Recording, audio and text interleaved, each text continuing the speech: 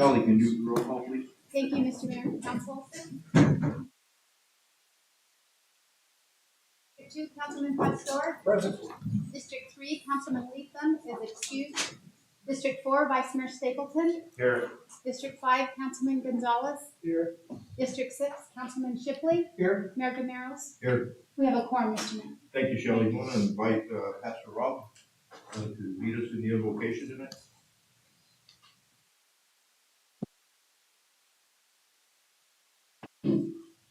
Good evening. I would like to start our invocation with 2 Chronicles 7:14.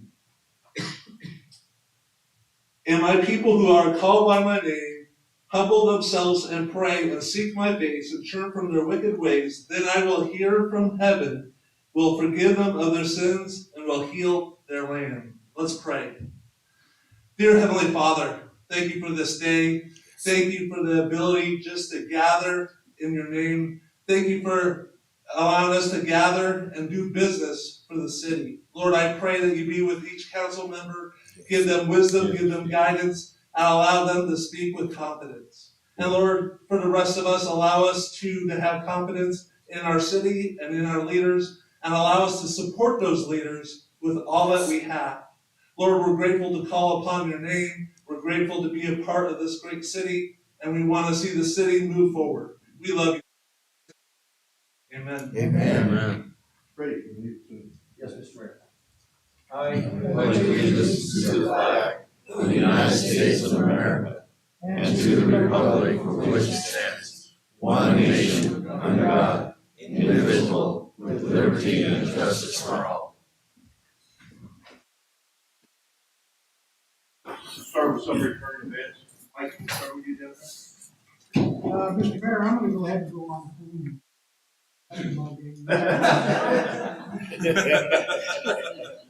No, I don't have anything, Mr. Mayor. Thank you, Mike. Mike? I'm gonna join Mike. Thank you. Mariano? Mr. Mayor, I just wanted to compliment our city employees. I've been on council now for 2.5 years, and this council, in my opinion, has set a very high bar going after grants to improve our infrastructure in this city, some of it over 100 years old. And our city manager and our department heads, all the way down to the frontline employee, have stepped forward with an attitude of go get it done, and find every way possible to improve this city with the grants that we have now at hand. And in the next 6 months, you are going, without bragging, you're going to be surprised at the success of these grants. But none of it, I need to reiterate, none of it gets done without the help and hard work and attitude of our city employees. So before anyone else is complimented, you need to compliment your city employees, because they're getting it done out there. I'm so proud to be a part of this great team. Thank you, Mr. Mayor. Thank you. Fernando? I have nothing to report, Mayor. Ready? Thank you, Mayor. We had an opportunity to visit the construction or the status of the new swimming pool and the aquatic components with it, splash pad, a nice looking slide, and there's water in it now. And it's so invigorating and so exciting. Councilman Pastor was there, we were talking sidebar. He says, first day we get to open this thing, I'm gonna leave my keys in my car and my phone, and I'm gonna be the first one off of that slide. I looked at this and you're not. So, I'm really excited for the families, the kids that are gonna enjoy this. We're all excited about it. It's been a long haul, but I really feel like we're getting really, really close now. And I don't wanna put a whole lot of emphasis on when, because I don't know when, but by the looks of it, the construction has been moving along. We've had a lot of hurdles throughout this, COVID, supply chain shortages, contractor issues, with just getting things coordinated, and it's just been a long haul. And I just want to tag on to what Councilman Gonzalez said, is that our city employees are really, really driving this, and they're doing their best.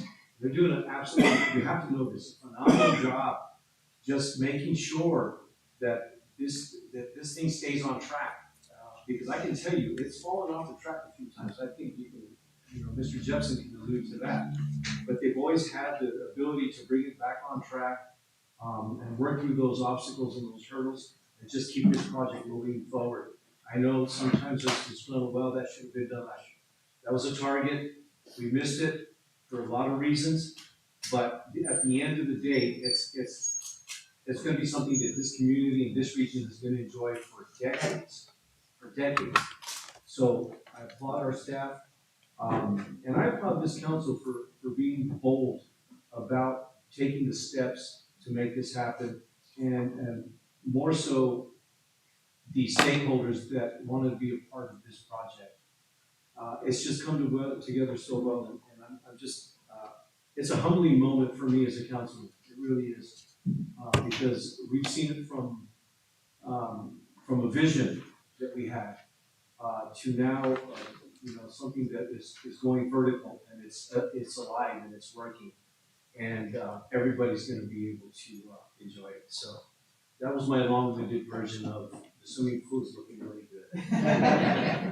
Thank you, Mayor. Thank you, Freddie. I have a few things, this Friday, the 29th, or Saturday, I'm sorry, is a spring clean, it's gonna be at the train depot, and I think it's from 3 o'clock till 8 o'clock, if I'm right. So there'll be a lot of activity down there, so come in and enjoy, the activity that's down there. Also, don't forget, the 5th, May 5th is First Friday, it's also Cinco de Mayo, and they have a lot of activities scheduled for that day. They'll have Neto Vasquez in the mansion down at the food court. They're gonna have a mariachi band from Tucson, on Oak Street on the bandstand. They'll have DJ Elevated Entertainment down at the Art Row, down at the Pasco Stairs. 4-H shooting club is gonna have so kids or any age can go in and target shoot airsoft guns. So it's gonna be a lot of activity there, so come out and enjoy it. And then one other thing, Farmers Market starts May through September, and I think it's open from 8 to 11. So it's coming, and it'll be here on the park side over here on the other side of the train where the grass is. This will be closed off here in the front for about 30 days, renovating the concrete, tearing out the concrete, making a level concrete, making the front even more friendly to use for everybody. But it's gonna be nice once they get it done. So come out and enjoy Farmers Market, Cinco de Mayo, and Spring Clean. That's all I have. Mr. Mayor, members of council, thank you. Two items. Number one, yeah, the pool is beautiful. It's so impressive to be out there and see it. We are meeting 2 to 3 times a week to get it hammered out and make sure we can zero in on a date. We'll have a date soon, but it is looking good. Not only a thank you to all the staff that's put their heart into this, but the local contractors who have done a wonderful job and been there for us and are adjusting their schedules and helping us meet our deadlines. So it's been really, again, a community effort on this pool in many ways, as it was when it was first built 50 years ago. The second thing, we know that we're coming up on budget season, and we have Pat Walker and her group helping us. But I would like to let council know we have selected a permanent full-time finance director. His name is George Unruh. He is sitting in the back, and George, there you go. He's visiting tonight, but we'll be starting May 1st. And be transitioning through till we get the budget and the audits done, and then take over from there. Mr. Mayor, members of council, that's all I have. Thank you. Thank you. Next, we have our first community call to the public, and this is the time for anybody that the public wants to make any comments.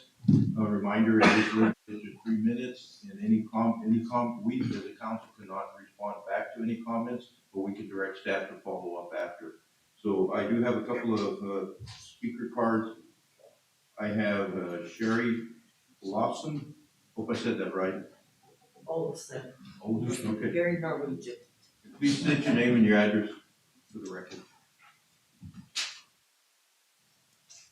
I'm Sherry Olson, and I live in Santiago, Trailer Court. And I taught at Globe High School for 12 years. I am currently chairperson of the Gilbert Valley Democrats, And Arbor Day is coming up on Friday, and we are presenting the city with a tree to plant for Arbor Day. But I've lost my digging crew, so we'd like to just deliver the tree to you since I don't handle a shovel very well anymore. So so I will need to visit with someone about where to deliver the tree. It's a locust. We got it from Golden Hills Nursery with the help of the owner, and he was very positive that it is a sturdy, well adapted to Arizona tree, and that once it gets going, that it will add color to wherever we put it. It's the locust will turn purple, for example, in the fall. This one. So, okay, Thank you, Sheriff. thank you. And Mr. Mayor, members of council, we are in contact and have been working with Sherry. Okay, thank you. Thank you. Next, I have Kyle Nowak.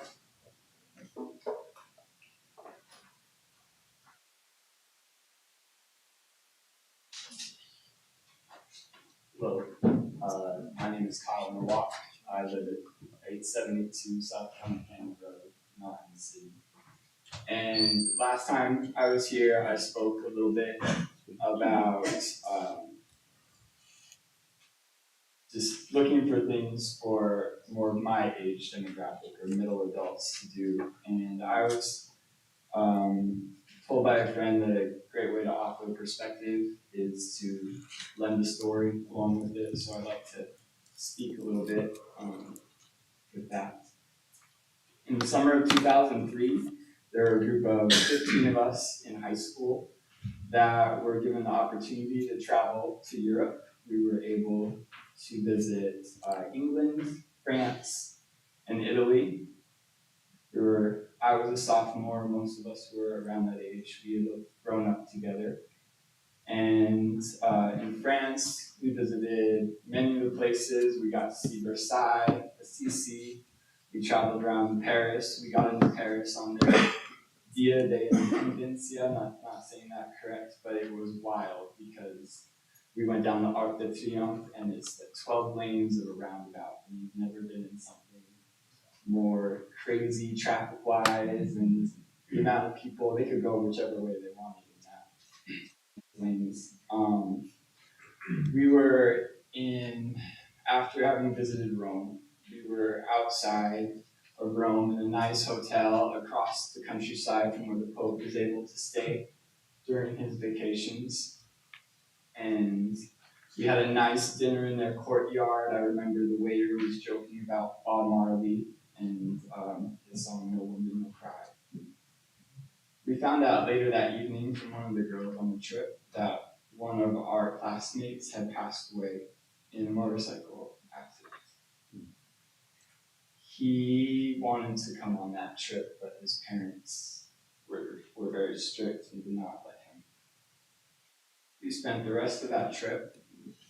We went to Naples and Pompeii. We visited Mount Vesuvius, and it felt like we ourselves were buried underneath the volcano's ashes in that time, dealing with that grief of kind of the first death that we had experienced as young folk. Recently, we lost another classmate, and Paul Schminke was on that trip in Europe with us. He had a career in music and radio down the valley. You might have heard him on the radio, not even known.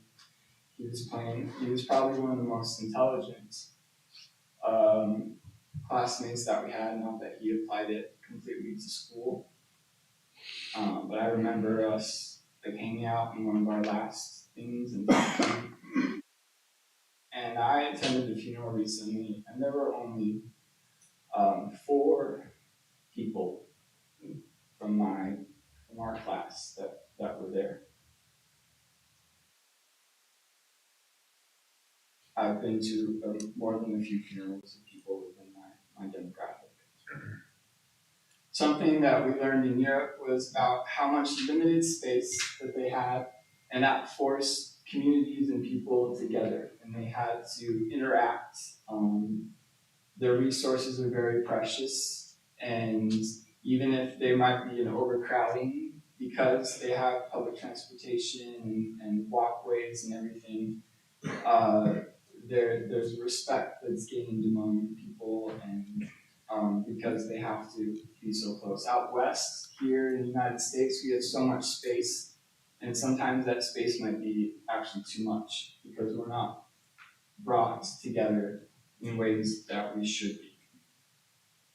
And our communities maybe aren't as tight as they should be. So I just attended the recent Citizens Academy, and I was fortunate to be able to learn about many of the local working and everything, and I appreciate that. I really wish that we had had more time to learn about each other within that Citizens Academy and had some sort of mixer, or not even just a meet and greet, but something that could bring us, because we were spoken to a lot, but we weren't necessarily given the space to speak as much. And I think that should be important, especially for the city and the council, to be able to hear what people who have put their time and energy into doing this, learning what you're doing, maybe you would offer a place to learn what it is they could offer, because there are so many members within the community that are doing things either within the Chamber of Commerce or with San Carlos who are, they have a lot of knowledge as well to offer. And so with that, I just thank you for your time. Thank you, Coach. Do you have any departmental highlights today? We have one more actually, call the public that was emailed in, so we're going to. Mr. Mayor, Council, we have an email from Char G.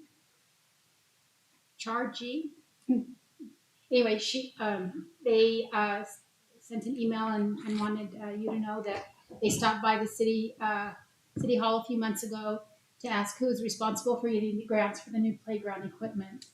They wanted to give them a thank you card, and then forgot to. But they're asking you to please thank the people responsible, and especially their 2-year-old granddaughter. They greatly appreciate all the work and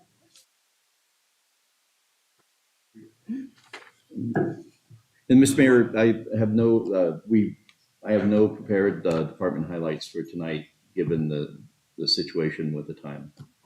So, but I know they're all anxiously awaiting the outcome of our sporting events. Then we'll go to special presentation and ceremonial matters. So first we'll have presentation of the graduation certificates of the 2023 Spring Citizens Academy. We have it set up, and we have a speaker first.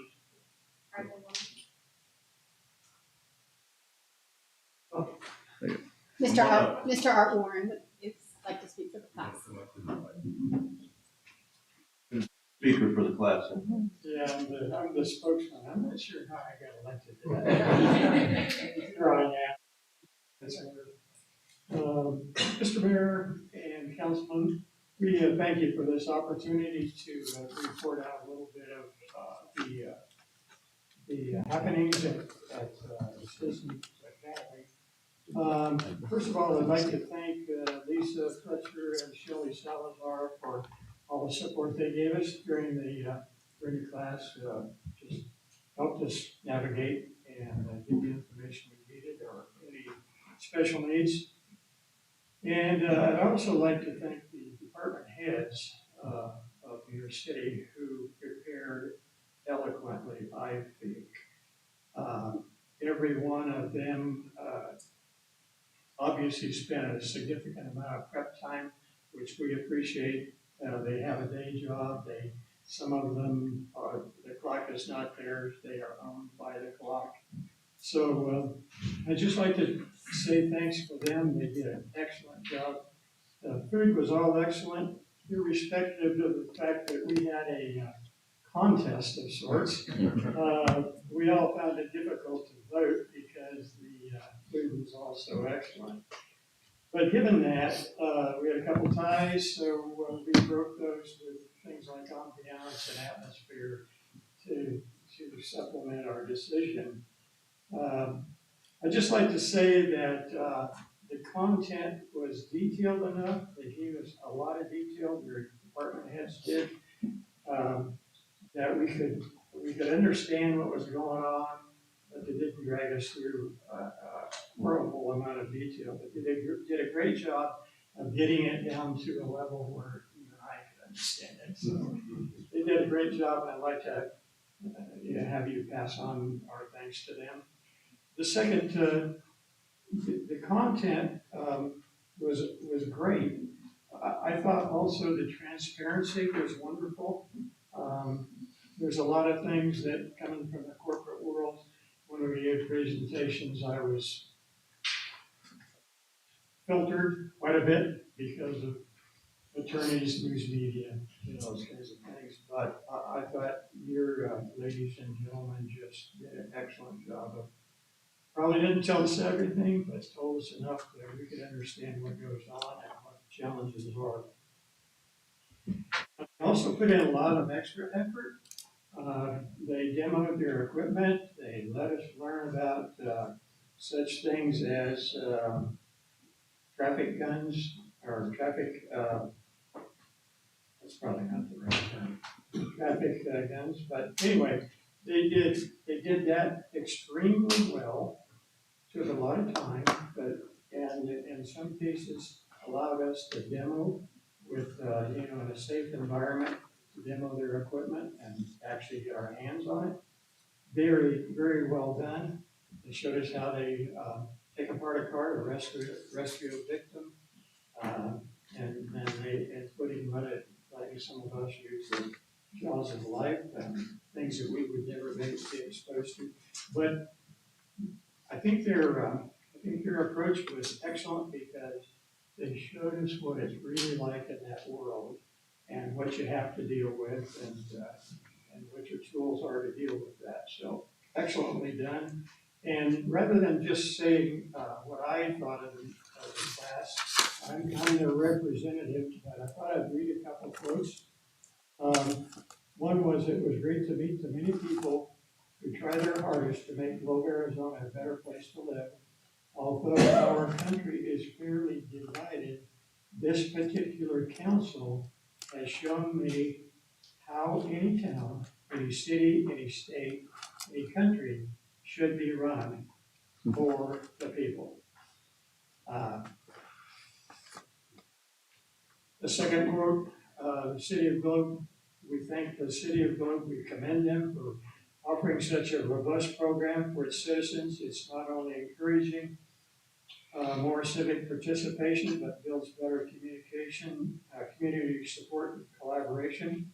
Our time in Citizens Academy has shown us the inner working of the city government, a level of dedication and commitment that goes into many projects that we want to get off the ground. And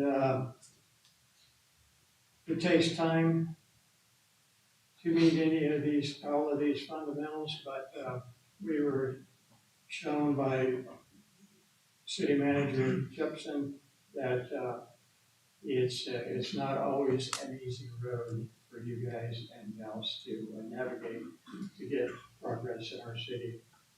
So, and then his closing comment was, this all makes Globe, Arizona a home worth bragging about. And then the last short one, what really happens to make our city of Globe run and prosper? My hat is off to the incredible men and women that keep things headed forward. So no commencement exercise would be complete without a go forward position or goals. We've been given a great gift as students. We have knowledge that is incredible. So for the graduates, I would say that volunteering, we need to think about volunteering in this city. We've been shown the resources of the city is not infinite.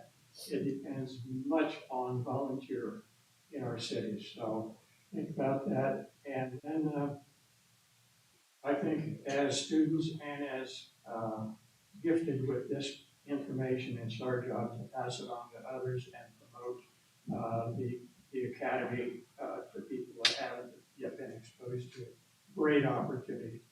The city of Globe, I would just say, I'd continue to embrace and refine this process because it's worth doing. I think it's the crown jewel, or one of the crown jewels of Globe. I know as a newcomer here, moved here in October, it's been a God gift from heaven to understand where I live, how it works, where I can go if I have needs. Okay. And then I think it's just the gold standard of a city embracing its citizens. So my hat's off to, I don't know who thought this idea up, and who promoted it, and who developed it. It's a grand idea, so keep it going. We like it. Thank you. Thank you. Thank you very much.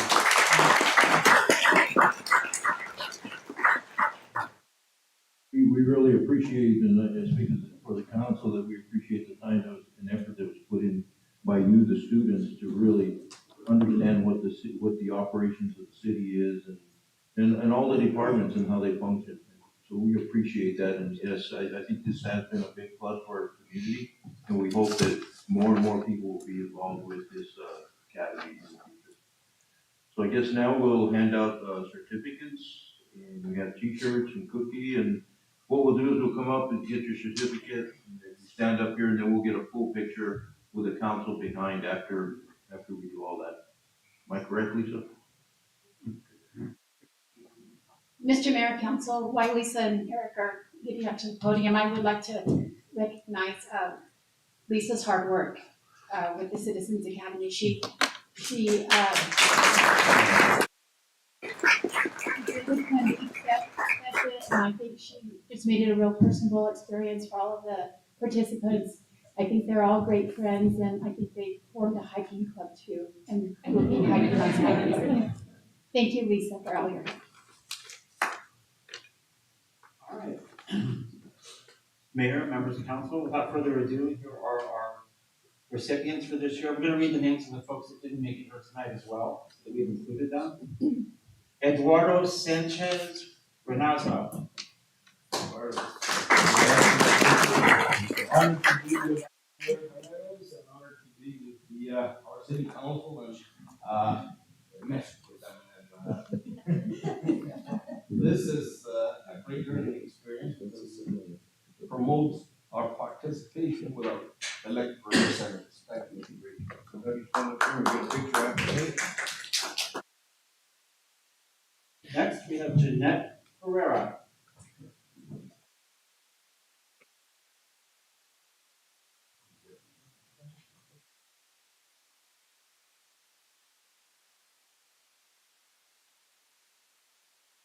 Next on the list is Luann Rickett, who wasn't able to join us tonight.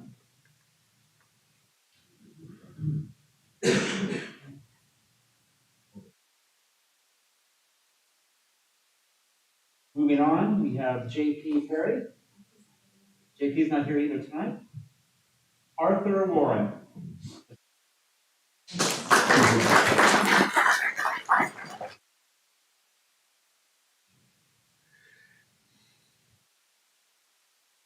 Renee Goodwin.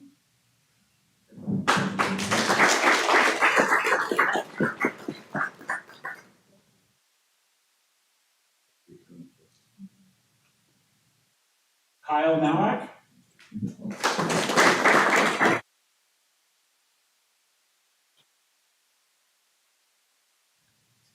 We also want to recognize Shoshana Abels, who was not able to join us tonight. Kaylin Macias.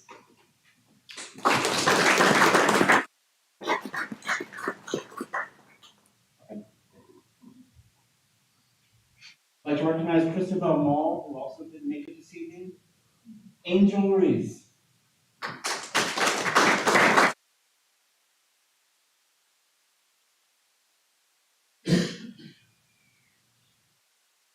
Jessica Hughes.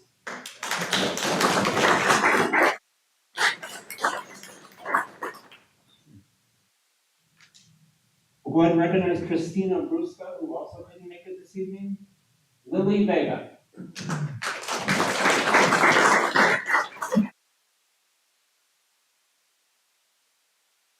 Kelly Oko.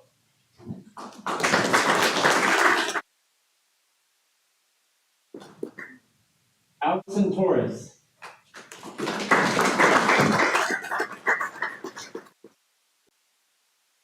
And Vincent Macias.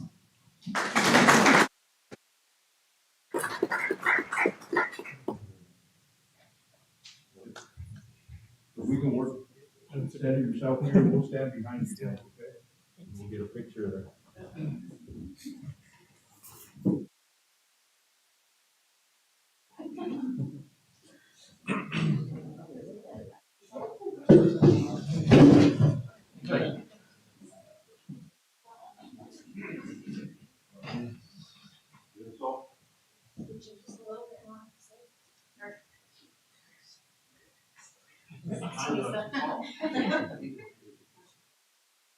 Also, don't move after you see the flash. 1, 2, 3. One more. 1, 2, 3. Thank you.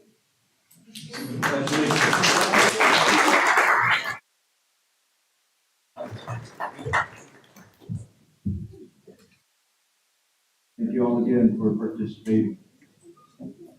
And Mr. Mayor, members of council, that, like I say, another wonderful group. We'll have another chance. Anybody would like to apply for the September, just contact the clerk's office, contact Lisa and Shelley, and we'll get you lined up. It's really been a wonderful experience, and thank you to all staff. We already have applications. Oh, wow. Thank you, Eric. All right, Mayor and members of council, now for the exciting part all of us departments have been waiting for. So, Art had a lot of things to say. I don't want to repeat some of the stuff that he said, which were some of these snippets are. But it really came down to the ambience because the food was so good. So many people loved what the mayor and his wife cooked. Folks definitely loved the smoked brisket in the firehouse. And of course the police department and everything else. But ultimately in the end, hands down due to the ambience, the police department.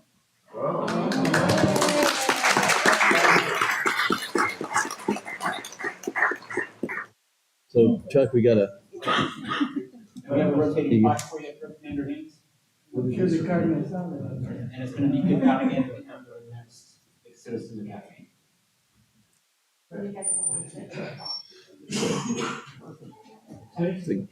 Need a picture?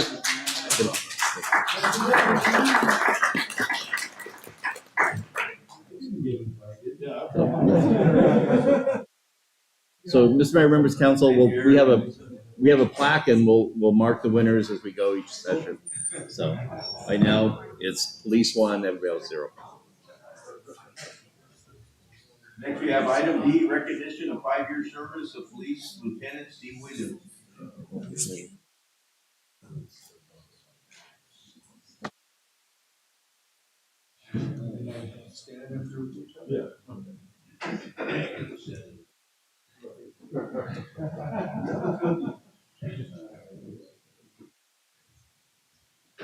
Good evening, Mayor and Council. Tonight, they want to recognize Lieutenant Williams for 5 years of service with the Willow Police Department.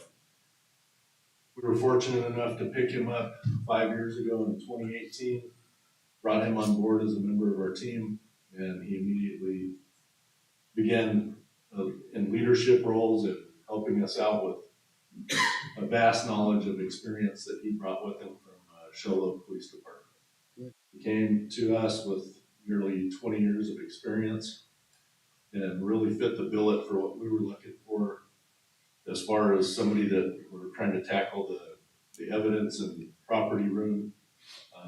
We're needing somebody for our criminal investigations unit, and over the past 5 years, he's probably done about 10 years worth of work, but he's fit in well. He's promoted, right away we promoted him to sergeant over the criminal investigations unit. He took over internal investigations, the property and evidence room. He's written several grants for us that he's been successful with, and recently promoted to lieutenant and is now over a patrol division. And wanna keep them on for as long as we can. So hopefully we get another 5 years out of them. So congratulations on your 5-year mark.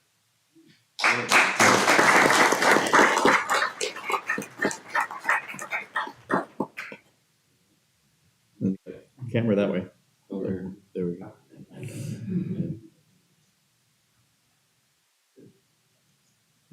Congratulations, Lieutenant. Thank you for your service. Good job. Next, we'll read a proclamation proclaiming May 4th as National Day of Prayer. I'll read that proclamation. Proclamation of the Day of Prayer. Whereas throughout history, Americans have lifted up fervent prayers to God on behalf of our nation. From the first gatherings of our founding fathers, elected officials have prayed and entreated those they serve and represent to join them in prayer, including the authors of our Declaration of Independence, wrote that they, the representatives of the United States of America in General Congress, assembled, appealing to the Supreme Judge of the world, and carried on to present day-in presidential proclamations such as last year's invitation, join him in asking for God's continued guidance, mercy, and protection.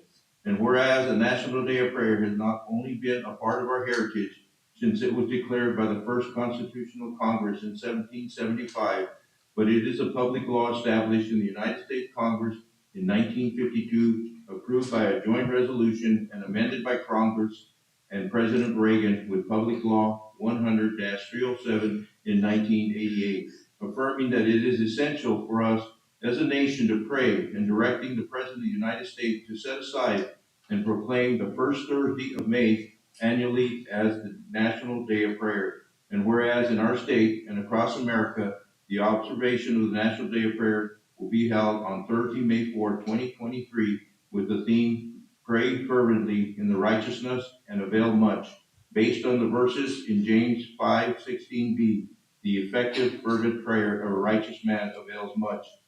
And whereas every first Thursday of May, the National Day of Prayer, we not only express our faith and exercise our freedom in prayer, but unite the hearts and voices in personal prayer and public gatherings throughout our city and across our America with fervent praise, repentance, love, and humble intercession for our neighbor and nation, holding fast to the promises throughout the Holy Scriptures that the Lord hears and avails much as he answers the faith-filled with prayers of people. So therefore, I, Aldo Morales, Mayor, City of Globe, do hereby proclaim May 4th, 2023 as Day of Prayer.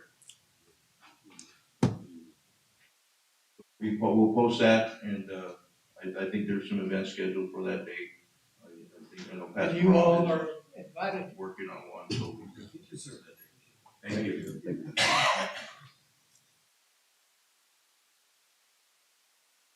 Item D, proclamation will be read honoring May 13th as the National Letter Carrier Stamp Out Hunger Food Drive.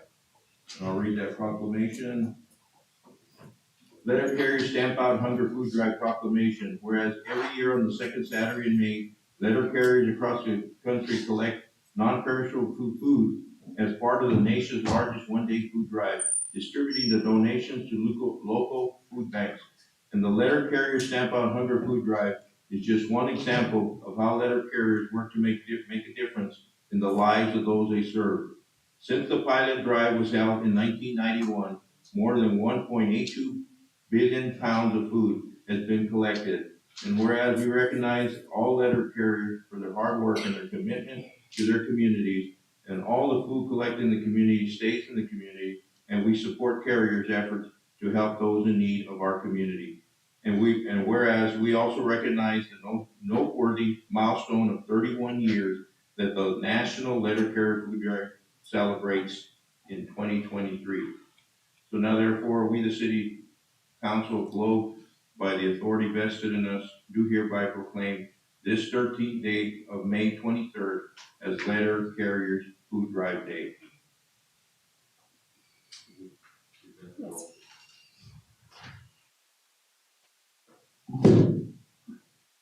Item E, a proclamation presented at the clerk's office, or proclamation of the clerk's office honoring the 54th Annual Professional Municipal Clerks Week. And I'll read that proclamation. Proclamation, 54th Annual Professional Municipal Clerks Week, on April 3rd through May 6th, 2023. Whereas the office of the Professional Municipal Clerk, a time-honored and vital part of local government, exists throughout the world. And whereas the office of the Professional Municipal Clerk is among public servants, and whereas the office of the Professional Municipal Clerk provides a professional link between the citizen, the local governing bodies, and agencies of government at other levels. And whereas professional municipal clerks have pledged to be ever mindful of their neutrality and impartiality, rendering equal services to all. Whereas the professional municipal clerk serves as the information center on functions of local government and community. Whereas professional municipal clerk continues to strive to improve the administration of the affairs of the office of professional municipal clerk through participation in education programs, seminars, workshops, and the annual meetings of their state, provincial, county, and international professional organizations. Whereas it is most appropriate that we recognize the accomplishments of the office of the professional municipal clerk.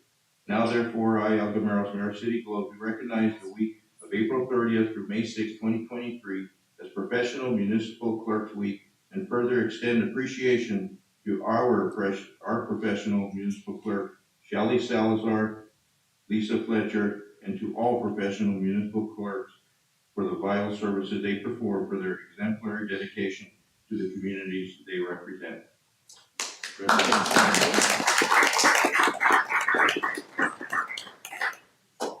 In item F, we have one more proclamation. National Library Week. National Library Week 2023 proclamation. Whereas libraries provide the opportunity for everyone to pursue their passions and engage in lifelong learning, allowing them to live their best life. Whereas libraries have long served as trusted institutions for all members of the community, regardless of race, ethnicity, creed, ability, sexual orientation, gender identity, or socioeconomic status. Whereas libraries strive to develop and maintain programs and collections that are as diverse as the populations they serve and ensure the equity of access for all. Whereas libraries adapt to the ever-changing needs of the communities, continually extending their collections, services, and partnerships. Whereas libraries play a critical role in the economic vitality of communities by providing internet and technology access, literacy, skills, and support for job seekers, small business, and entrepreneurs. Whereas libraries are accessible and inclusive places that promote a sense of local connection, advancing understanding, civic engagement, and shared community goals. Whereas libraries are cornerstones of democracy, promoting the free exchange of information and ideas for all. Whereas libraries, librarians, and library workers are joining library supporters and advocates across the nation to celebrate National Library Week. Now therefore be it resolved that I, Al Gameros, Mayor of City Globe, proclaim National Library Week, April 23rd through April 29th, 2023.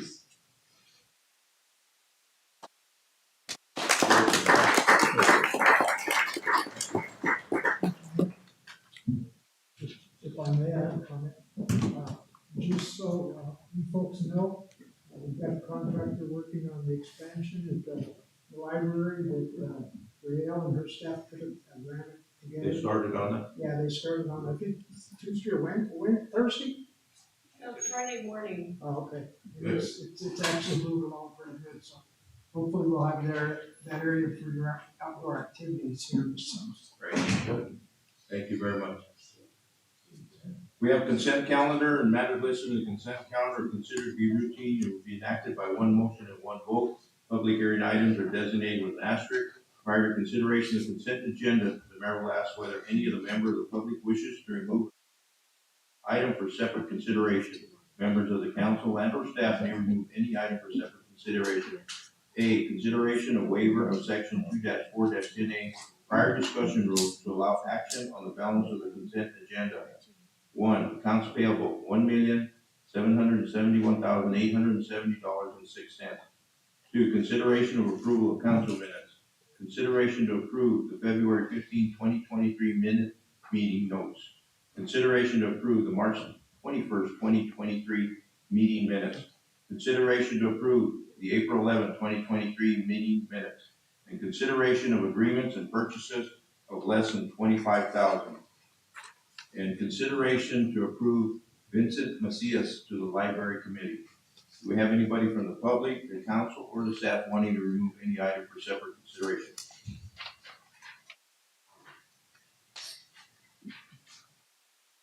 Mr. Mayor, if there are no other comments or questions, I motion that we approve the consent agenda as read, but I would also move to remove item, I have it, I'm sorry, accounts payable, was it A1, accounts payable for, for some transparency. Second. Motion second for approval of the consent agenda minus item A1. Any further discussion? All those in favor say aye. Aye. Any opposed, nay. Any abstained, motion passed. Thank you, Mayor. I just would like to mention, lately we've been seeing some consent agendas, or I'm sorry, some accounts payable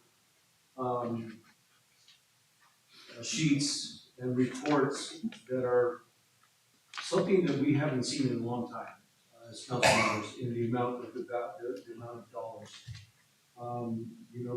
This go around over $1.7 million. But I will say that a lot of what we've been talking about in the past about infrastructure, upgrades, and the pool and the bridge, there's a lot of things happening here that the stepping stones have been put in place, years ago. And everything is now starting to come to fruition, and we're starting to see the verticals on all these projects. Vertical meaning you're starting to see the project instead of just hearing about planning and zoning and all the obstacles that we have to go through. But I will say that in this 1.7, these are just rough numbers. The swimming pool, over $500,000. This is all budgeted money. The sewer project near the swimming pool, to capture a lot of that area that was all forever in the septic world. $800,000.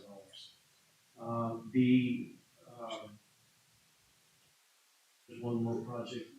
We had the bridge, the pool. Oh, yes, I mentioned the bridge, and the pool and the sewer projects. Those are the three main drivers in this allocation of funds for just under $1.4 million. So I think it's we've talked about on how hard the staff is working on getting grants and all the partnerships that we've been seeing and all the stakeholders. But these are really, really big items and things that this community is going to be able to utilize again for decades.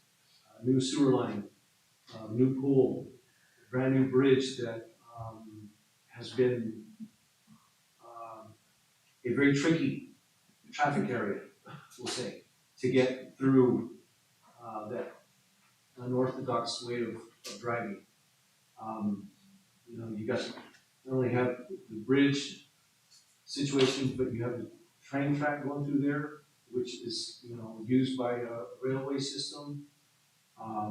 So just want to make sure that everybody understands that this council, this body, and the staff are doing, they're very, very frugal about how the dollars are spent and how we're going after these dollars to upgrade our systems and upgrade our city. So I just wanted to point that out.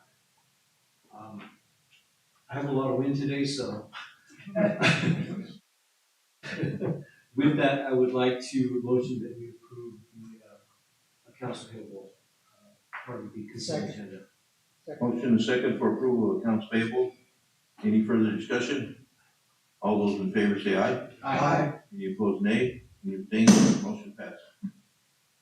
We go to new business, and item 6A is a public hearing and consideration of ordinance number 884, a request to rezone the residential properties located west of the commercial uses on the west side of Highway 60 between West Evans Street and West Silver Street from the C3 Central Commercial Zoning District to the TR Transitional Residential Zoning District, case number Z-23-01, and request to waive section 2-4-NA prior discussion rule because of prior public hearings and planning and zoning hearings.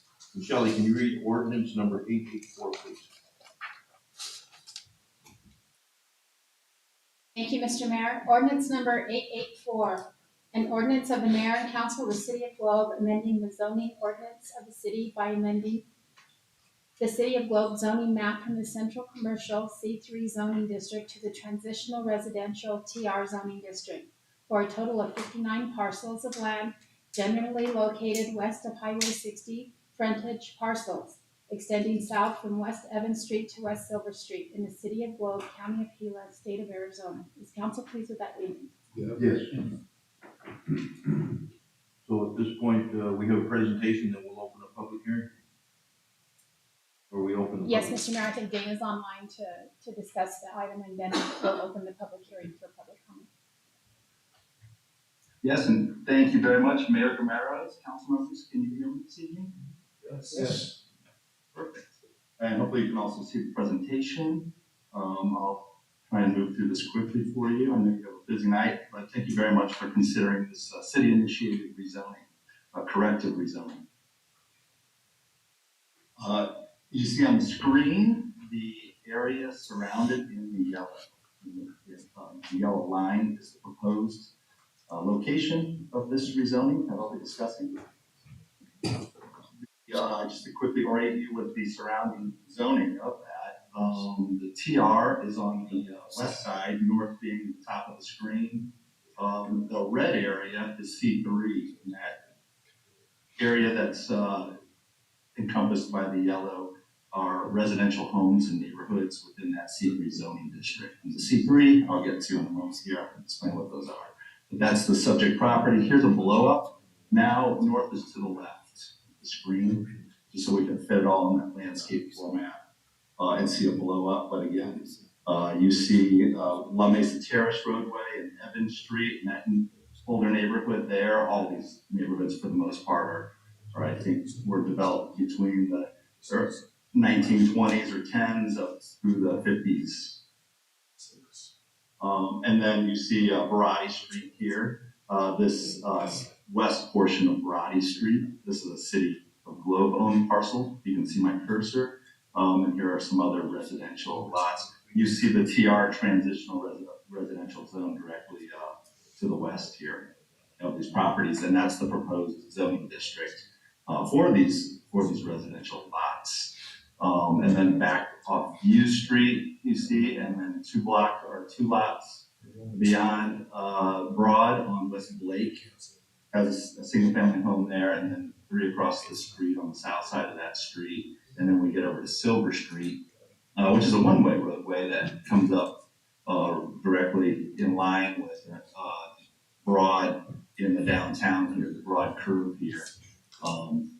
And then goes one way up Silver Street. The house is on the there's one house, I believe, I think it's actually Michelle, home there on the west side of Silver Street is zoned TR, which is a residential district, and then directly across the street are all homes that are in the C3 zoning district. So that's the property, the territory that we're looking at doing a cleanup or a corrective rezone, if you will.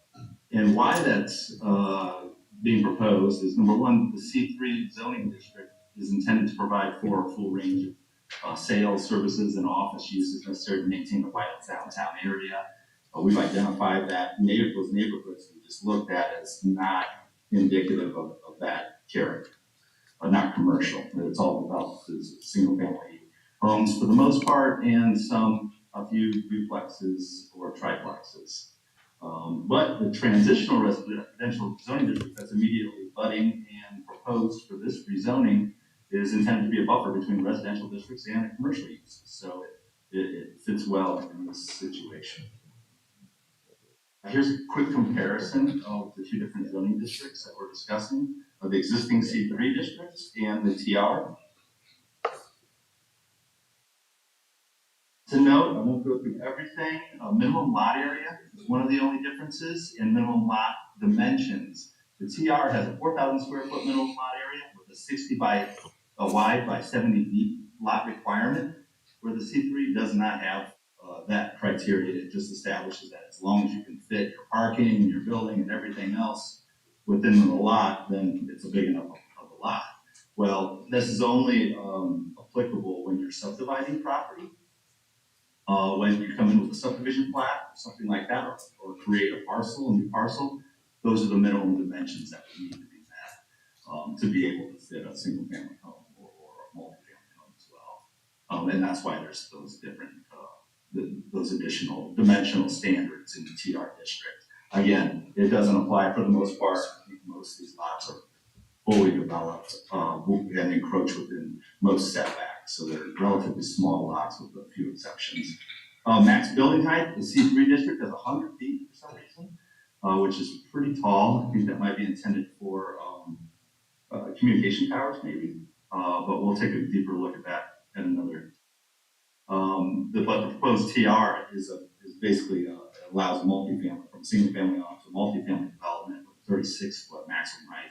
And the Planning and Zoning Commission can even approve a taller where it's justified. So that's a solid three-story structure. Front setbacks generally the same. In the TR, you're not required to have a landscape frontage. Though we do appreciate it, but obviously you have a driveway, a front yard, maybe a patio space, a porch space. Most of these situations, most of the properties involved are all probably encroaching in the 20-foot setback. In the commercial district, you have a 20-foot setback with a landscape area, with exception to where the ingress egress is to the commercial parcels. The big difference here, and really one of the motivating reasons why you're considering this tonight, is the side yard setback. The existing C3 district has a 10-foot side yard setback.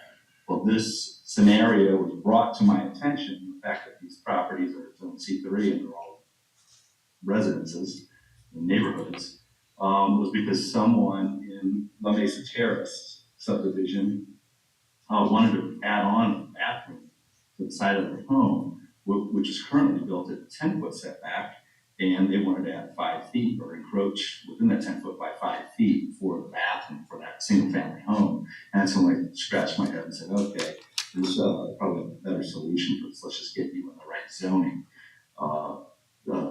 district. So should you rezone properties, that individual would be able to pull that building permit to move forward with those plans, and they are waiting or anticipating action at some point. And then the rear yard setback is the same. Some of the rationale for rezoning these properties from C3 to TR and the pros, if you will, to reduce minimum side yard building setback, like I mentioned. It also allows residential uses by right. As you know, our C3 zoning district allows multi-dwellings, which is 3 or more units, with an approved conditional use permit. Well, so what that basically means is that all of these single-family properties, developed single-family properties in that C3 district, are legal non-conforming uses. So that has an implication, which I'm about to get to. Item number 3, the zoning code is intended to, when there is a conflict in the existing land use versus what the zoning allows, well, the code assumes that the zoning is in place in a thoughtful manner, and that the idea is that we're transitioning, or the goal is to transition to that district, in this case, C3 zoning district, uses, commercial. So with that in mind, all codes, for the most part, include a section that says legal non-conforming uses. This is what you're allowed to do. If you've got a use that's no longer allowed in that zoning district, which single-family homes and duplexes aren't allowed in without a CUP, or with a CUP, you're not allowed to get a CUP for those uses in the C3. They would be legal non-conforming, and ideally if they were to burn down or be damaged in some way where greater than 50% of the structure's value needs to be reconstructed, it needs to be built into compliance with current codes, which would be a commercial use. So obviously these residences, these neighborhoods, would be challenged to redevelop their site should something like that occur. Also, which I think I've mentioned in the past to some of you, I don't know before, residential is preferred, or residential zoning is preferred, sometimes required by mortgage companies to receive a home loan. And I get a lot of calls. This isn't the only town, obviously. But on occasion, I have to just explain that we're not looking at distinguishing these uses, but we recognize there's conflict with the zoning and the fact that certain properties have houses on them. And they're all fully aware of that legal non-conforming situation, so we usually, it's usually a more difficult underwriting process for them. So ultimately, it's easier to sell the property as a residence or a multiple dwelling, and obviously improve percent. Item number 6, generally the existing infrastructure in those older areas and those intersections on Broad Street are, for the most part, at skewed angles, and they're not meeting the minimum widths for roadways or minimum utility requirements that we typically have for commercial traffic and commercial uses. They were developed as neighborhoods, basically, very narrow hillside neighborhoods in some situations. So not very conducive for commercial use, especially at C3, our most intense commercial use. And then finally, rezoning to the TR district will protect those existing residences from future commercial requests in the single family home. Obviously, they would need to show parking and a lot of other compliance items to convert one of these homes to a commercial use. But as I said, looking at the widths of the streets, the slope of the streets, the limited infrastructure is very unlikely, and lack of traffic that would support a commercial activity back in these neighborhoods would make it very unlikely to develop. So with that, as you're aware, the zoning process is somewhat lengthy in its public notification requirements. So our outreach process started when we sent out mailers back in early March, as well as placing signs on each of those streets about where that proposed zoning boundary is shown. We had a citizen review meeting on April 4th. At 5 o'clock, we had about 6 residents show up. For the most part, the conversation is just explaining this not most digestible type of understanding of land use law and zoning. So what does this mean? And basically everything I just explained to you is what I explained at the time, and we did not receive any opposition or complaints. Then at Planning and Zoning Commission last Wednesday, we held a first public hearing. And we did have a new member of the public, a resident in the area, to show up, which was Al Nader with Al's Automotive. And he just mentioned he's got a house right directly behind his automotive shop, and said, well, I run an office where I have some home-based business activity that I do out of my house. Well, that TR zoning district allows, obviously, home occupation, as all our residential districts do. But in addition to, the TR district also allows for office uses. That's one of those transitional types of uses that are intended to provide some buffering between intense commercial uses and residential neighborhoods. So there is the ability, if any, and that's the only property I've been made aware of that any type of commercial activity of interest or and then finally, this evening is your public hearing after we're done with the question and answer, or when Mayor, when you're ready, strike your gavel and open up a public hearing to receive testimony from any members of the public that showed up. So with that, again, I have not received any additional, any opposition to the request. Planning and Zoning Commission did unanimously recommend the City Council approve this rezoning from the C3 district to the TR zoning district. You have that copy of that ordinance before you. So with that, I'd be happy to respond to any questions. We will open up the council for comments or questions. Mariano, go ahead. Mr. Mayor, I've had one contact after that hearing on April 4th, a resident on Lake Street who was confused a bit about the intent of the switch over. And I was able to explain that, I guess, in my own way, and he felt satisfied with the intent of the council. So that was the first one. And this evening for the meeting, I met someone here in the audience who wanted to make a comment, who owns property in that district, and she left. I don't see her in the audience now. So Paul, if she comes back at me, I'll refer her to you and to Dana if someone comes back, and that's the only contact that I've had. As far as it being in my district, I think historically, and given the history of Globe being the type of city where they used to walk to work, probably there were, businesses throughout that area. The times have changed. We have Highway 60 now. And it makes sense to, in my mind, to go to a TR and allow us to go into the future. It's kind of a repair job, and I think it's a good one.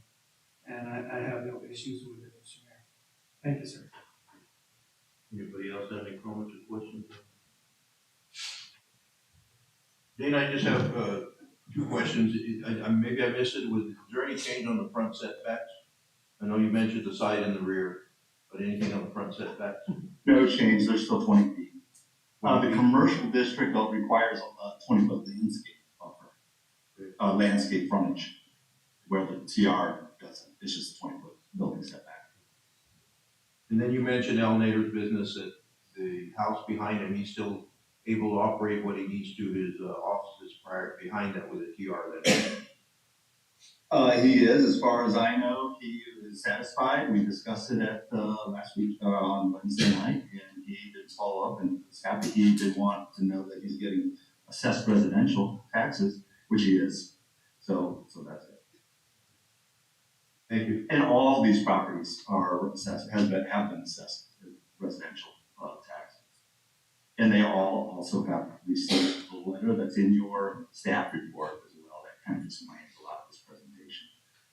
And then also we noticed, obviously, property within 300 feet of it as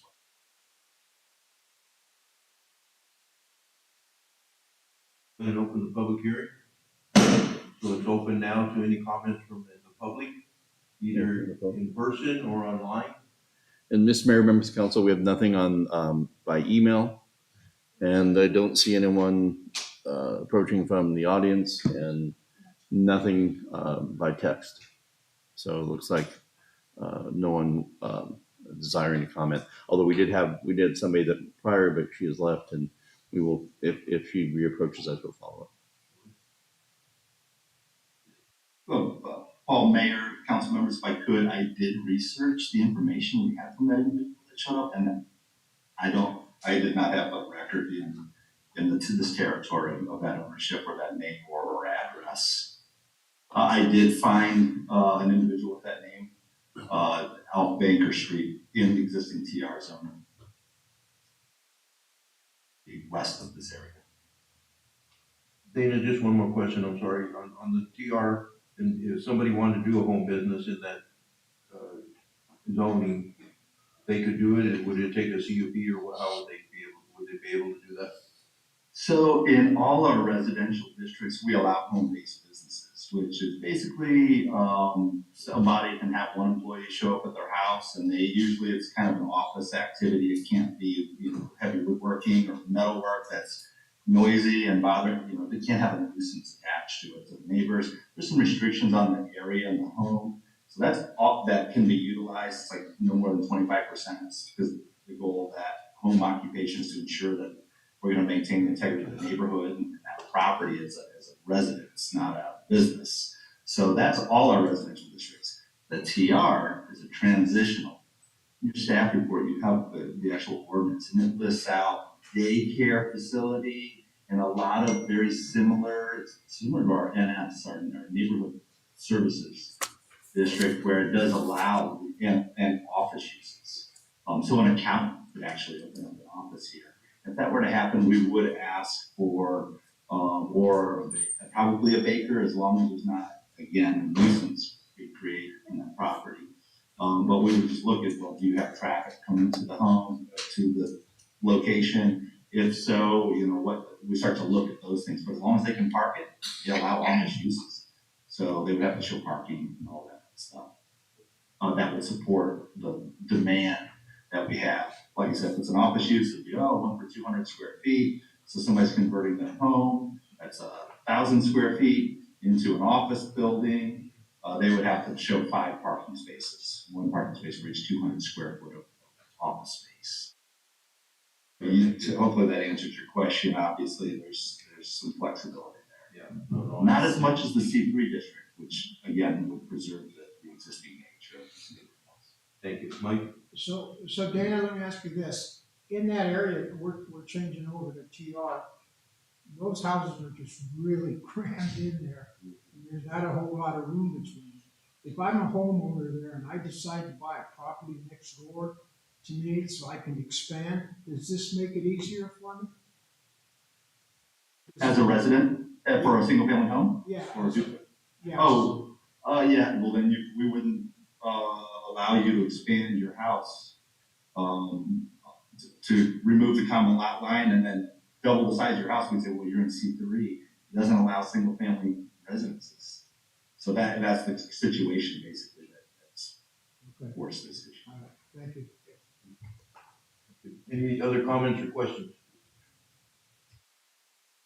We'll close the public hearing and we'll entertain a motion if we want to approve this zoning change, and also to waive the rules so we can move on it today. And Mr. Mayor, members of the council, while this is the first time it's come to council, there's been notification, public hearing, a standalone public hearing in P&Z, so we feel we're safe to waive the rule given that it's 3rd time in the month that we've had it available for public attendance. Here, I would move to approve ordinance number 884 as read and waive the prior discussion. Second. Motion second for approval of ordinance 884. Any further discussion?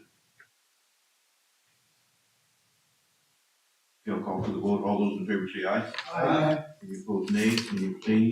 Motion passes. Thank you, Dana. Thank you, Dana. Thank you all very much. Item B, discussion and consideration to issue an invitation of bid number CS-2023-0064 for the 4th Street waterline replacement and move forward with advertisement with funds coming from account number 50-80-52200 wastewater capital outlay construction. Vince, there's 3 names, I didn't know which one. No. Good evening, Mayor and Council. Before we get started, I did notice a typo on there. I don't know if I have to clear that up or not. It says it's coming out of wastewater capital outlay construction. It's just water. Water. It's the water line. I don't know if that needs to be reread or what. No, but go ahead and talk about it and we'll double check that. Yeah, thank you. Okay. Okay. So yeah, I'm here tonight to ask for permission to advertise for the water line project. This project's located right there on the highway, between the highway and Maple on 4th Street, right there by the old East Grove School. Since I took over in May, we've had 4 water breaks in that area, patched it like crazy. Looks like Frankenstein on the road. So this project includes removing and replacing 480 feet of 2-inch water line, 8 services, and it's also going to get a 2-inch overlay of asphalt in that project. Any questions? Randall? Do we check the sewer lines to make sure they're in good condition while We we're did digging on, up that we road? did on this one. Yes, we did. It's a new thing. Yeah, it's a pretty tight area for you guys to be doing. I just hate to put new asphalt and then dig it up. Right. Yeah. We just get it. Ready? Thank you, Mayor. Vince, so listening to your presentation, this is not a project that was scoped in prior projects. This is something that is becoming a problem and needs to get taken care of. Yeah, it's been a problem. We did have a CIP line item, I guess we call it, for water line replacement. And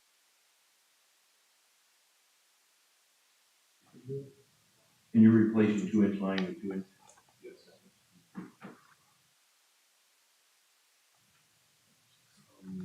We need a motion just to go to bid. It will come back to us. this is just for bid. Yeah, Mr. Mayor, members of council, this will be just to go to bid. No need to bring it to the next meeting. It will come back on its own. So we're Mr. Mayor, if there's no further discussion, I would make a motion to issue an invitation for bid IFB number CS-2023-0064 4th Street water line replacement move forward with the advertisement with funds to come from account number 50-80-52200 wastewater capital outlay construction as presented. Change that wastewater to water. Did I say wastewater? Yeah. Oh, I'm sorry, to water. Second. Motion second for approval of item 6B. Is there any further discussion? All those in favor say aye. Aye. Any opposed, nay. Any abstaining? Motion passed. Thank you, Vince. Item 6C, consideration to approve the purchase of 28 Jetic rugged computers and tablets, along with 8 Jetic semi-rugged computers purchased from Code 3 Technology for the police and fire departments for a total of $129,720.45, utilizing a 5-year lease purchase option with NLC Government Capital for a 2022-2023 annual amount of $29,713.67, funded through account number 10-55-52000 for IT infrastructure CIP. Good evening, Mayor and Council. This had been an ask in the CIP budget back at the beginning of the fiscal year. Managed to get all our ducks in a row. Excuse me. And find a vendor and get the computers to a point where we can order them. We found a vendor that we could lease these through. And so I did notice that there is a typo in the number of devices that we would be getting, and the quote that you referenced is still accurate. But it is 26 fully rugged computers, the GTAC computers for PD, along with 8 semi-rugged computers, and then the fire department would be a total of 6. I believe it's 4 computers and 2 tablets. So the pricing you have is correct. The numbers were off. And that's kind of where we're at. And with the lease, you get the maintenance, continued maintenance on them.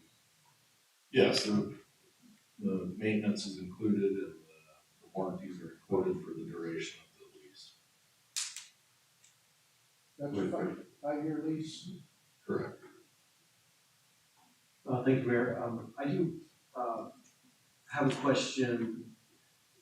Are these ruggedized computers going to be managed and maintenance by an independent IT group, or is our city IT department going to be able to assist in, software updates, things like that, or is this the total package with a separate vendor? As far as software updates, our in-house IT would assist with that. Anything that needed repair or broken would be sent out to the vendor or the leasing company for repair. Okay. Thank you. Any other questions or comments, either police or fire? And this is a motion to move forward. Mr. Mayor, if you know the comments or questions, I motion to request this agenda item to be placed on the next available agenda for final approval. Second. Motion second for approval of item And- 6D. And Mr. Mayor, member of the council, I think Gary wanted to talk to, we would like to request to waive the rule. Even though this was budgeted, it's the first time it's heard from council. Technically, it should come to a second read, but for some reasons Gary's the fire chief's gonna explain, we're gonna ask to waive the rule. Mr. Mayor, council members, one of the reasons we joined in on this purchase was we're in the process of moving records management systems. This was based on the current records management system that we employ being purchased by another system. That requires that we move to a Windows-based system for all our patient care reporting, which also ties into our fire records and everything associated with that. The The current go live date for that system for the fire department is May 1st. We're already up against a deadline. We have to work out a stopgap solution for between now and receipt of these. But based on that, we are asking, I know we had to work out some legal language within the contract and stuff, but based on that, we are requesting that you waive the rule and allow us to move forward with that purchase as soon as possible. Chief, are these gonna be the mobile ones, or are these gonna be placed on that apparatus? So as far as the fire department service goes, that is correct. The tablets will be in service with our CAD units on a couple of pieces of equipment. The semi-rugged laptops will be employed in patient care reporting. This gives us the capability so our cardiac monitors, we can push one button and get data from our cardiac monitors directly into our report. We can share information readily with Cobra Valley Regional Medical Center and our medical direction at the hospital that can help guide our decision making in the field based on that. On the PD side, it's their record system, their CAD system, making sure the officers have the data that they need immediately available to them, plus allowing them to spend more time in the field as they're preparing and working on and completing reports that they've taken as well. Who made the initial motion? I did, I will amend that. With that said, Mayor, if there's no other comments or questions, I motion to approve the purchase of 28 G-Tech rugged computers and tablets along with 8 G-Tech semi-rugged computers purchased from Code 3 Technology for the police and fire departments for a total amount of $129,720.45. Utilizing a 5-year lease purchase option with NCO Government Capital for the 22-23 annual budget of $29,713.67, funded through account number 10-55-52000, Core IT Infrastructure CIP, and waive the prior discussion rules. I hope I read that right. Yeah, sounds good. Okay. All right, thank you. Second. Motion and second for approval of item 6C. Is there any further discussion? All those in favor say aye. Aye. Any opposed, nay. Any abstained? Motion passed. Thank you, Chief. Thank you. Item D, consideration to approve contract number PS-2023-0058 with Natalie McNerney for victim advocate services provided to the City of Globe Advocate Center for not to exceed amount of $33,680 to be funded through grant proceeds from the National Children's Alliance Grant Award in the amount of $23,450 and contingent upon the receipt of grant funds in the amount of $10,230 with the Department of Emergency and Military Affairs. Good evening, Mayor and Council. So I wanted to give you a little bit of background, kind of what's going on is currently I'm sure you've heard it many times over the last few years, the Copper Hills Family Advocacy Center. We're doing extremely well over there as far as serving not only Globe, but Miami, the whole county, San Carlos Reservation, White Mountain Apache Reservation, and we help out other agencies throughout the state. As far as treating victims of crime, not just children, but adults as well. Our situation is that we have a relationship which is being terminated with an outside entity. That entity provided services for victim advocacy, specifically for children's victim advocacy. So they're pulling out of Globe. With our Family Advocacy Center being the sole family advocacy center in the entire county, and having those victim services removed, it's a huge detriment to our community and all the surrounding communities. So what we're asking for is a victim advocate. This victim advocate would work directly for the advocacy center, however, they would be a contractual employee. We currently have grant funding, as the mayor read, through 2 successful grants that were written. One's through the National Children's Alliance, and the other one is through the Arizona Attorney General's office. We did apply for the other grant, which was through the Arizona Department of Emergency and Military Affairs. We are very certain that we're going to be awarded some, if not all of those funds, but either way, we can cover the $33,680 of grants that we have available. These victim advocates are extremely important. I'd like Shelley here to talk a little bit about the services that they're going to provide, how much help they're going to give Shelley, because right now, currently, our numbers for 2022 are right here at our Family Advocacy Center. We served over 315 victims of crime, and Shelley did 130 forensic interviews. So we're growing, and having that service of the victim advocate taken away from us is huge. But this benefit will not only give us a victim advocate that's working directly with us, it will give us a victim advocate that can provide services to adults and children. Before, we could only serve children, so we're growing, and our program continues to grow. But I would like her to kind of narrow down a little bit more what this advocate is going to do for us and who she is in our relationship with her. Good evening, Mr. Mayor and members of the council. Thank you for hearing us speak about this important thing today. First, I wanted to also thank you for your support over this last year. I have been employed now for 13 months, and it's been a joy, and I really appreciate it.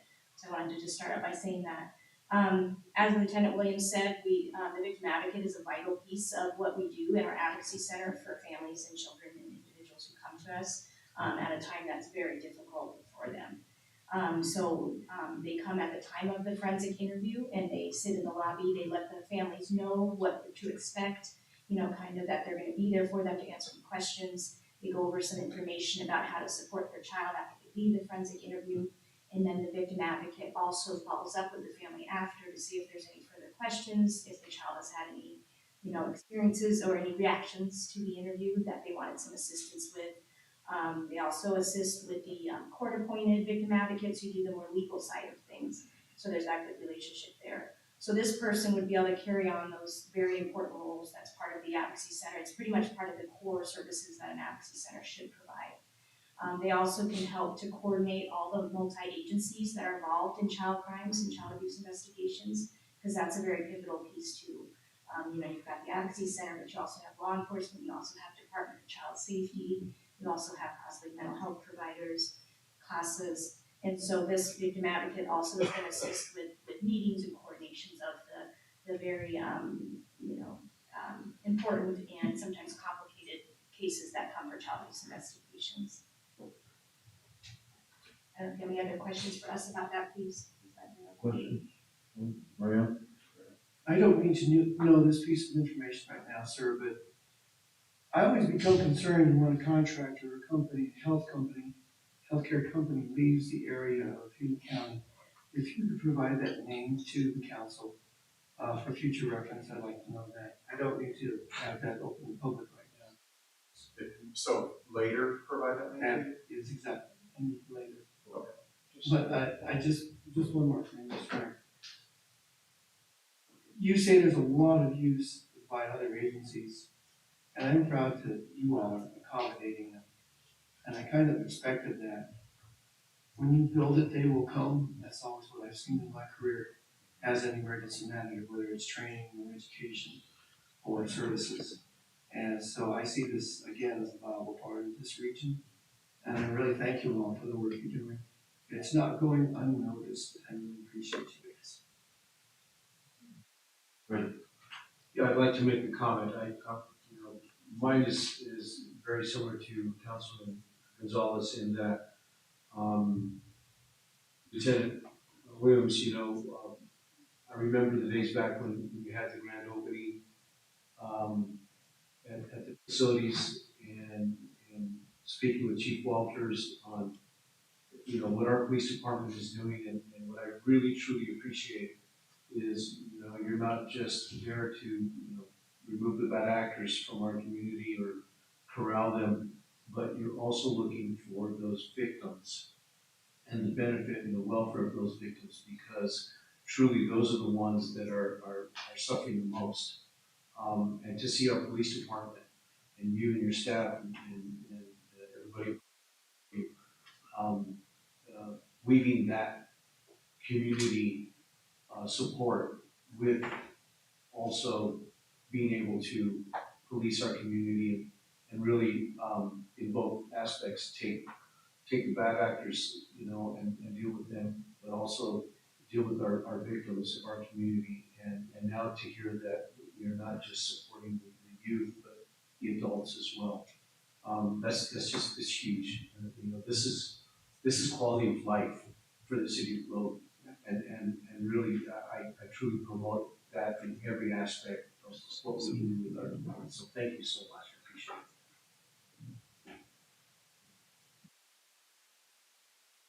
Yeah, I also want to just comment, thank you, Chief Walters and the police department for their vision to expand your services. I mean, this is much needed, we didn't have that. And yeah, I'd love to see it again. First time I've been there was when they had the grand opening, but it's great to see that it's expanding and it's much needed in these times that we're living now. So I applaud the police department for that. So the last thing I'd like to add, Mr. Mayor and Council, is the contract that we're wanting to enter is with Natalie McInerney.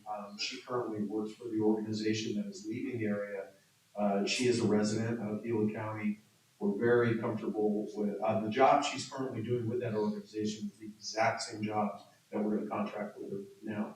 So she's very much turnkey, with the exception she's gonna add the adult aspect. And the police department is very comfortable with our professional relationship and the services that she's already provided with us with our MOUs and stuff.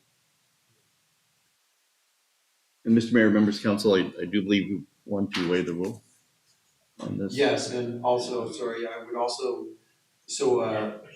I wanted to waive the rule under section 2-4-10A on prior discussion. Mr. Mayor, members of council, we have funding at a certain level. We have two different options for additional funding. This contract would go in place with a not to exceed limit. If we get additional funding, we can run this person additional hours, but we have the initial funding, so we feel we didn't want to wait to see the outcome of the other grants when we can get this person started now. And so that kind of explains the variations in the grants and the reason for the waiver rule. This is a one-year contract? It's a not to exceed the 33,000. Is it booked out for? I think it's only is it? I believe it's a 1 year. So it's supposed to run till December 31st, and then it's renewable, but it's also cancelable. We can also cancel it anytime we notice on our part for the reason.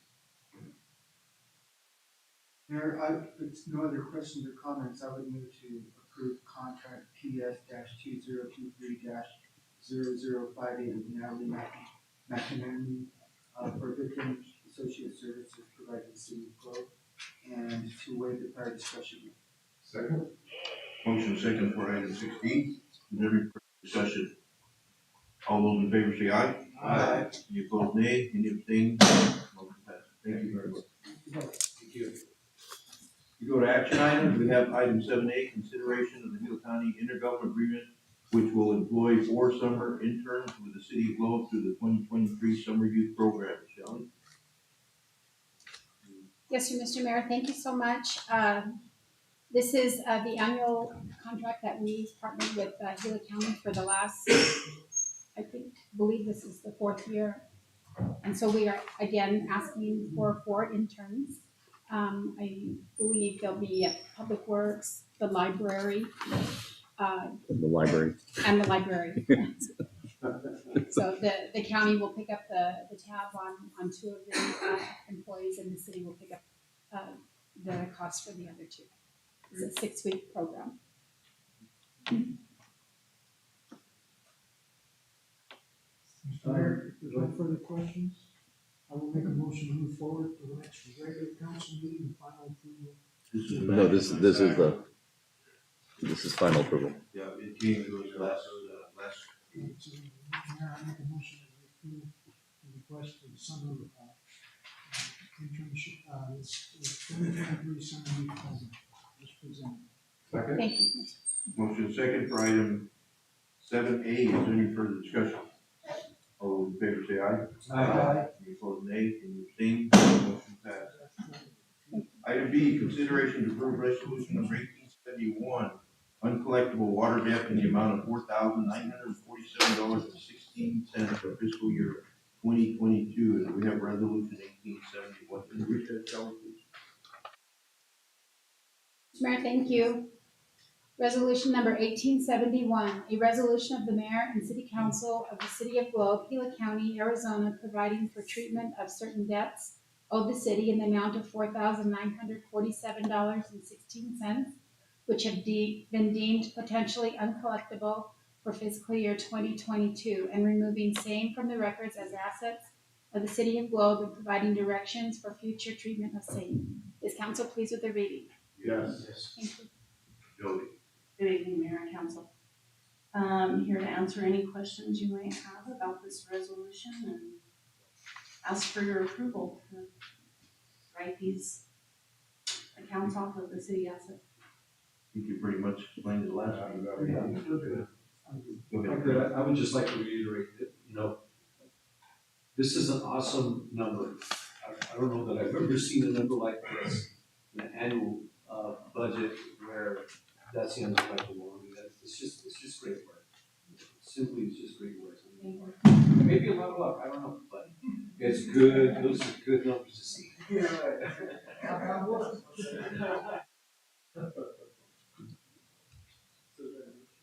So if there's no other comments or questions, I will make the motion, to, move.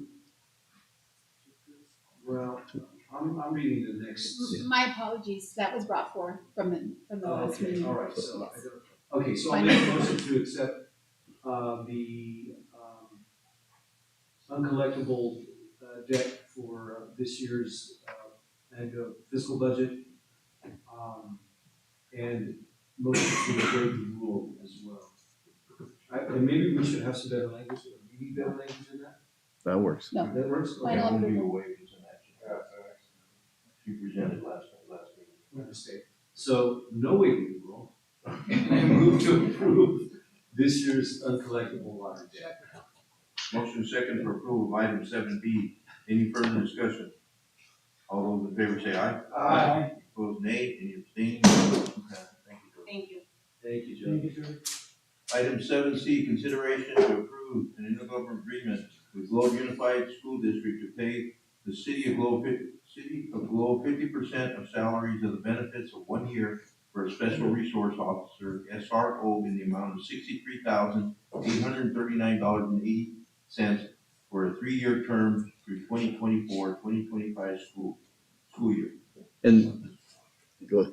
Oh, Mr. Mayor, members of council, this is, we talked about this a meeting ago, we moved it forward, motion to move forward to this meeting. This would be a motion for final approval for the current contract year. If you have any questions, Commander Haynes is available. If not, you can motion to final approval. And that's at the salary, $63,000. That's the same grant we've been under for a while. Yeah, correct. Mayor, if there's no questions, I would make a motion to approve the IGA between the City of Globe and the Globe Unified School District. Yes, in the annual amount of $63,839 for a special resource officer, SRO, for a 3-year term between the 2024-2025 school year. Second. Motion second for approval of item 7C. Is there any further discussion? Mayor, I have a question. Go ahead, Fred. Are we still keeping the same, officer at the school? Yes, same Unless he gets hired away by He's doing a restaurant. good job. Great. And, I'm sorry, I forgot his name, but I think it should be announced, Officer Verdugo? Officer Verdugo. Yep. Yes, Officer Verdugo. Chef Verdugo. Chef, Officer Chef Verdugo, yeah. He doesn't participate in any races anymore, does he? No. You've been banned. Very good, thank you, Mayor. All right, thank you. Call for the vote. All those in favor say aye. Aye. Any opposed, nay. Any abstaining? Motion passes. Item 7D, consideration to approve a lease agreement with Tom Thompson for office space on the second floor of the Amster building located at 102 North Broad Street. Paul. Mr. Mayor, members of council, previously we had adjusted the lease because of the reduction of use of Mr. Thompson's office and attorney practices there to the 3 offices in the front. We have since been using those remaining offices for finance, fire, and IT.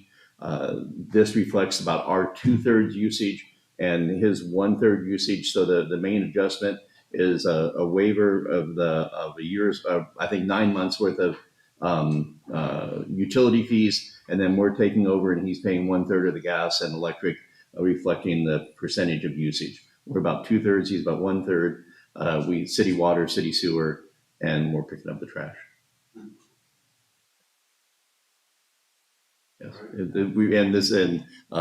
Tommy's very happy with this, and it's been a good working relationship. We have 2 shared areas, the conference room and the lunchroom, and everything's going well with the blended facilities up there in CVS. Mayor, I would move to approve the lease agreement with Tom Thompson for the office space on the Amster building. Second. Motion second for approval of item 7D. Any further discussion? All those in favor say aye. Aye. Any opposed, nay. Any abstained? Motion passed.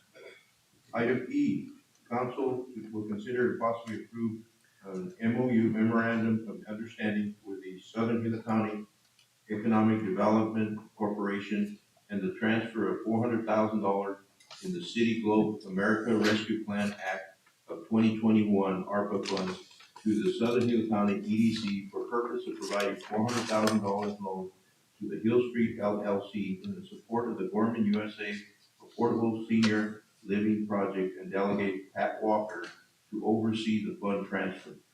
Mr. Mayor, members of council, this, when we initially had talked, we had made a pledge for the $400,000 if Gorman was successful in one of the 2 subsidized the funding mechanisms. They were successful in both. What we did find out is we as a city are not able to do a long-term loan like this. So we partnered with the EDC, and they're ready and willing to do that loan that they have the capacity to do for the $400,000 to cover the operation costs for the affordable senior living at Hill Street School project.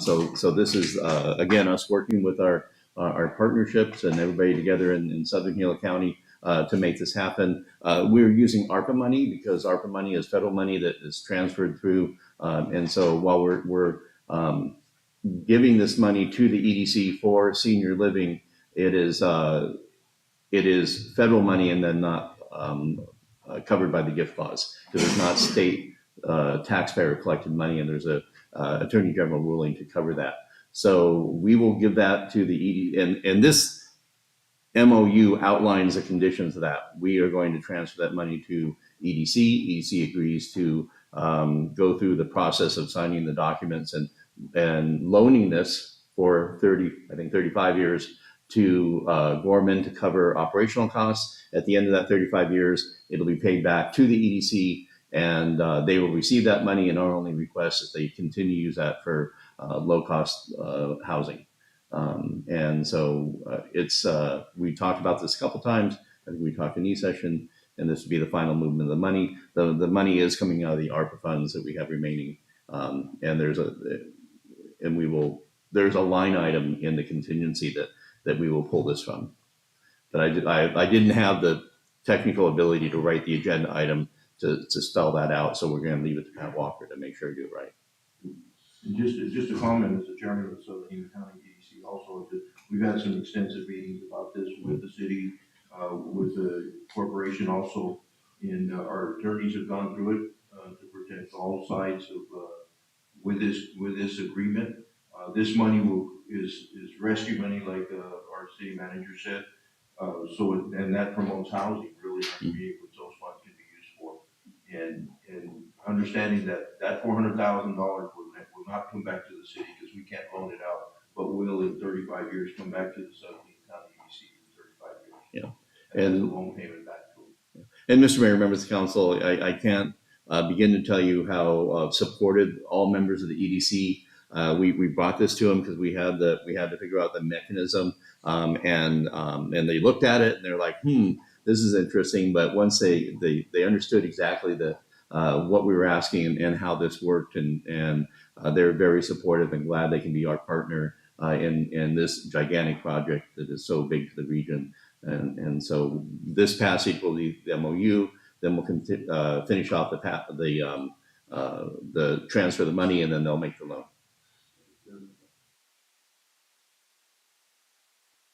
Mr. Mayor, no comments or questions? I motion to approve memorandum of understanding MOU with the Southern Hughes County Economic Development Corporation, EGCEDC, and the transfer of $400,000 in the City of Globe America Rescue Plan Act of 2021, ARPA, funds to the SGCEDC for the purpose of providing a $400 loan to Hill Street LLC in support of the Gorman USA Affordable Senior Living Project, and delegate Pat Walker to oversee the fund transfer.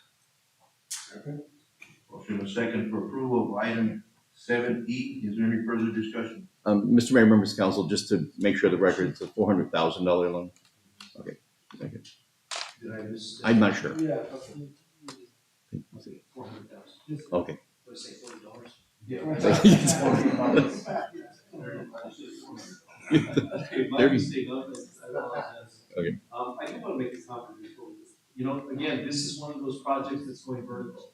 Another project that has been in the works, and the city staff has been working diligently with Gorman. And before too long, we're gonna start seeing resurrection of Hill Street School, and it's gonna be a live building, it's gonna come to life. I just, you know, I'm so humbled by all the efforts and the work that everybody is doing to make these things happen, and I'm just glad to be a part of it. It's just great, again, quality of life. So, thank you. Thank you, Freddie. Mike, go ahead. Is it still scheduled to start June 1st? I believe, yes, it closes, I think, the end of May, and we've been doing utility relocation and getting the site, getting the parking, and adjusting the streets. So it's knee deep in the process, and they're ready to break ground as soon as they can get closed. Good, thank you. So, And that will be a completion around the fourth quarter of 2024 is what we're looking at. I would not challenge that date. No, we better not say anything.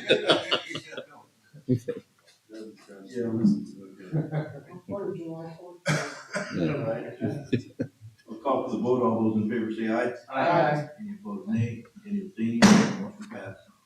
Item 8A, late agenda item. We do have one, discussion and consideration to approve contract number GS-2023-0062 for the wastewater treatment plant bar screen purchase with Hydrodyne Engineering in the amount of $189,150 to be budgeted from account number 51-80-52200 wastewater capital outlay construction. Vince. Good evening, Mayor and Council. Sorry about the late item.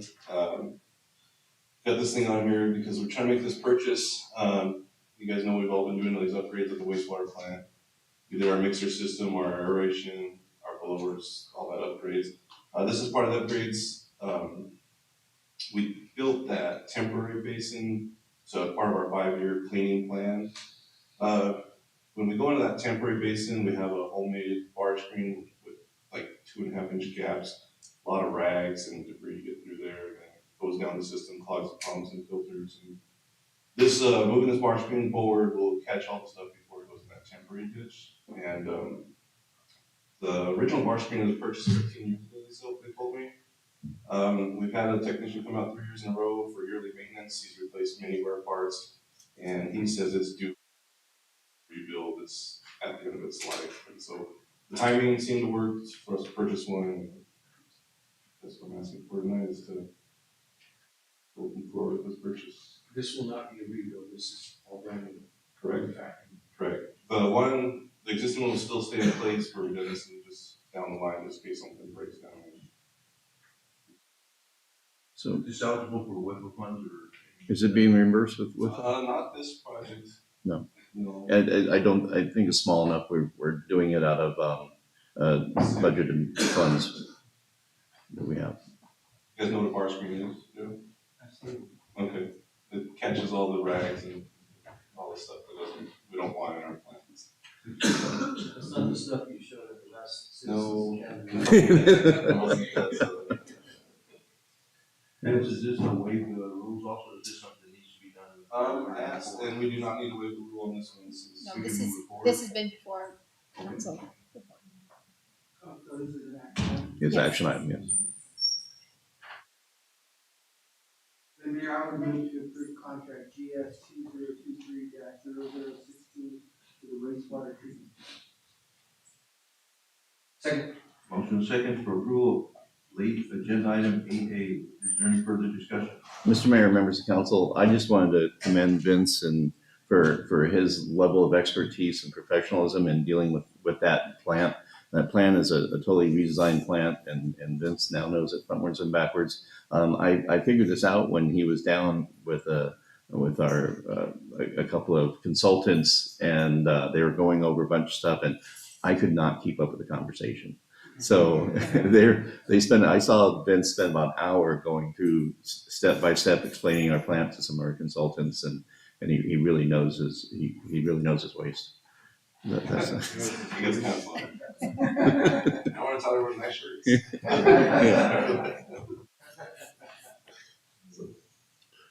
Any other comments? No. Call for the vote. All those in favor say aye. Aye. Any opposed, nay. Any abstaining? Motion passed. Thank you. Thank you. Second call to the public. I have no call card. Do you have anybody online? Let me check real quick.